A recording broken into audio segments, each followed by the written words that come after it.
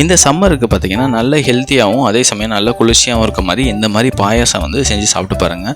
ரொம்பவே டேஸ்ட்டாக இருக்கும், அதே சமயம் ரொம்ப ஹெல்த்தியாகவும் ஃபீல் பண்ணுவீங்க.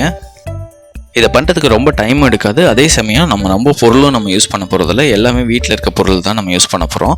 இதை எப்படி பண்ணலான்றது நம்ம ஃபுல் வீடியோவில் பார்த்து தெரிஞ்சுக்கலாம் வாங்க.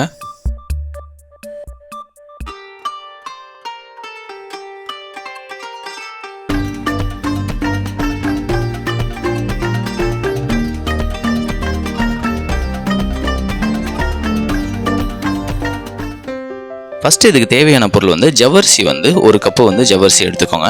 எடுத்துகிட்டு இந்த ஜவ்வரிசி பார்த்திங்கன்னா நல்லா வந்து வறுத்துக்கோங்க. நார்மல் ஜவ்வரிசி மாவு ஜவ்வரிசி இருக்குது பார்த்திங்களா, அதையே எடுத்துக்கோங்க. நைலான் ஜவ்வரிசிலாம் எடுக்கணும்னு அவசியம் இல்லை. நல்லா வந்து இதை வந்து வறுத்துக்கோங்க.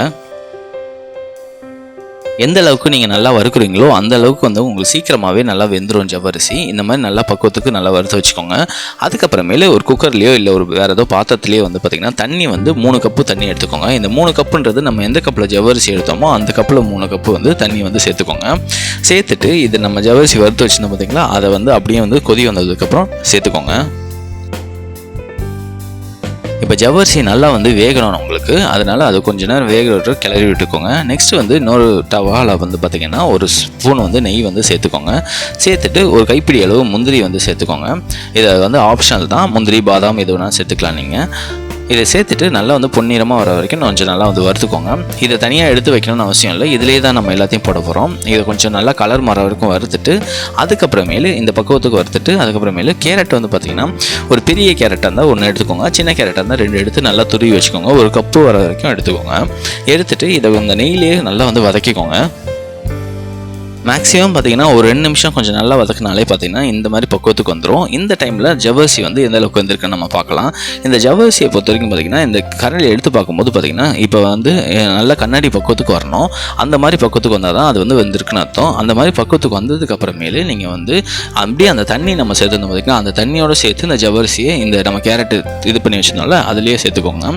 சேர்த்துட்டு நல்லா வந்து கிளறி விட்டுக்கோங்க. ஜவ்வரிசியை சுடுதண்ணியில் போட்டதுனால பார்த்திங்கன்னா ஃபஸ்ட்டே வந்து நல்லாவே வெந்திருக்கும். இப்போ இதுலேயும் நம்ம வேக வைக்க போகிறோம், அதனால் இன்னும் நல்லா வெந்துடும்.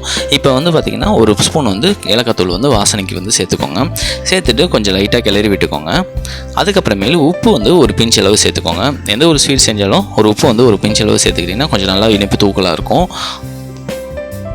இப்போ இதுக்கு டேஸ்ட்டு பார்த்திங்கன்னா நம்ம வந்து தேங்காய் பால் வந்து சேர்க்க போகிறோம். நார்மலாக தேங்காய் பால் பொறுத்த வரைக்கும் பார்த்திங்கன்னா நம்ம ஒரு அரை முடி தேங்காயிலேருந்து ரெடி பண்ண தேங்காய் பால் இருக்குது பார்த்திங்களா, அதில் வந்து நீங்கள் வந்து 2வதாக எடுத்துருப்பீங்களா தேங்காய் பால், அதை வந்து ஃபஸ்ட்டு சேர்த்துக்கோங்க. திக்காக இருக்கிறத லாஸ்ட்டாக சேர்த்துக்கலாம். 2வதாக எடுத்ததை ஃபஸ்ட்டு சேர்த்துட்டு கொஞ்சம் நல்லா வந்து கிளறி விட்டுக்கோங்க. சர்க்கரையை பொறுத்த வரைக்கும் நல்லா வந்து இந்த தேங்காய் பால் கொதி வந்ததுக்கப்புறமேலே சர்க்கரையை ஆட் பண்ணிக்கோங்க. அப்போ தான் உங்களுக்கு டேஸ்ட் நல்லாயிருக்கும். சர்க்கரை வந்து ஒரு 3/4 கப்பு வந்து சேர்த்துக்கோங்க. சேர்த்துட்டு கொஞ்சம் நல்லா வந்து கிளறி விட்டுக்கோங்க. வெள்ளை சக்கரை வேணான்னு நினைக்கிறவங்க நீங்கள் நாட்டு சக்கரை கூட சேர்த்து பண்ணிக்கலாம், ஆனால் கலர் கொஞ்சம் மாறிடும். இந்த ஸ்டேஜில் வந்து பார்த்திங்கன்னா நல்லா வந்து சக்கரை கரைஞ்சதுக்கப்புறமேலு ஃபஸ்ட்டு எடுத்த தேங்காய் பாலை வந்து சேர்த்துக்கணும். நல்லா திக்னஸாக இருக்க தேங்காய் பாலை வந்து சேர்த்துட்டு கொஞ்சம் நல்லா வந்து கிளறி விட்டுக்கோங்க.